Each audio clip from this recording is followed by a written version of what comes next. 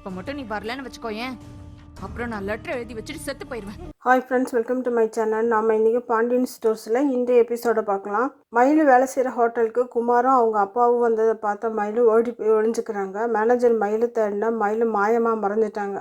அப்புறம் குமாரும் அவங்க அப்பாவும் சாப்பிட்டுட்டு போன பிறகு மயிலு வந்ததும் மேனேஜர் அவங்கள பிடிச்சி வாங்குவாங்கன்னு வாங்குறாரு. உனக்கு தெரிஞ்ச ஆளுங்க வந்தால் நீ ஓடி போய் ஒளிகிற தானே, உன்னால் பெரிய பிரச்சனை வந்து கடையை மூடிடுவேன்னு நினைக்கிறேன் அப்படின்னு சொல்லிட்டு மேனேஜர் சொல்கிறாரு. என்ன பிரச்சனைன்னு சொல்லுன்னு கேட்டோன்னே மயில அழுதுகிட்டே, வேலைக்கு போக வேண்டிய கட்டாயம் எனக்கு, ஆனால் ஹோட்டலில் வேலை செய்கிறது வீட்டுக்கு தெரியாது, அதனால தான் தெரிஞ்சவங்க வந்தால் ஒளிஞ்சுக்கிறேன், மற்றபடி நான் ஒன்றும் தப்பான பொண்ணு இல்லை அப்படின்ட்டு மயில் சொன்னதும் சரி போய் வேலையை பாருன்ட்டு சொல்லிடுறாரு மேனேஜர். அடுத்ததான் இந்த ஒல்லிக்குச்சி சுகன்யா பழனிக்கு ஃபோன் பண்ணால் அவர் கோபத்தில் ஃபோனே எடுக்கலை. திரும்பவும் கால் பண்ணுவோம். பழனி எடுத்த உடனே ஏன் இதுவரை ஃபோனை எடுக்கலன்னு திமுறா கேட்குறாங்க. எனக்கு எப்போ தோணுதோ அப்போ தான் எடுப்பேன்ட்டு பழனி சொல்கிறாரு.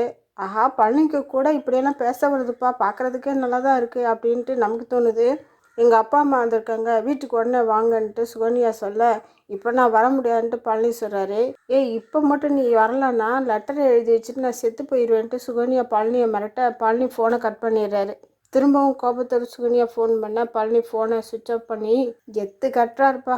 அடுத்ததான் மயில் வேலையை முடிச்சுட்டு பஸ் ஸ்டாப்புக்கு வர அங்கே ஏதோ டெலிவரிக்கா பழனி நிற்கிறாரு. சரி வாமா, உன்னைய வீட்டில் கொண்டு போய் விட்டுறேன் அப்படின்னு சொல்லிட்டு மயிலை வீட்டுக்கு கூட்டிகிட்டு வர்றாரு பழனி. ஏற்கனவே வீட்டு ஹாலில் ஏழரை சுகன்யாவும் கோமதியும் துணி மடிச்சிட்டு இருக்காங்க.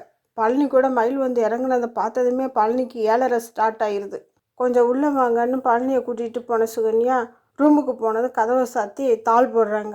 நான் ஃபோன் பண்ணால் உனக்கு வர முடியாது, ஆனால் மயிலு கூட நீ ஊர் சுற்றுவன்னு கேட்டதும் இந்த மனுஷனுக்கு அப்படியே படபடன்னு வருது. ஏய், அது என் பொண்ணு முறை இப்படிலாம் அபாண்டமாக பேசாதான்ட்டு சொல்கிறாரு. அப்படி தான் பேசுவேன், மீனாவுக்கு சப்போர்ட் பண்ணி பேசுகிற, மயிலு கூட ஊர் சுற்றுற, ஆனால் என் ஃபோனை மட்டும் நீ எடுக்க மாட்ட அப்படின்னு கேட்குறாங்க.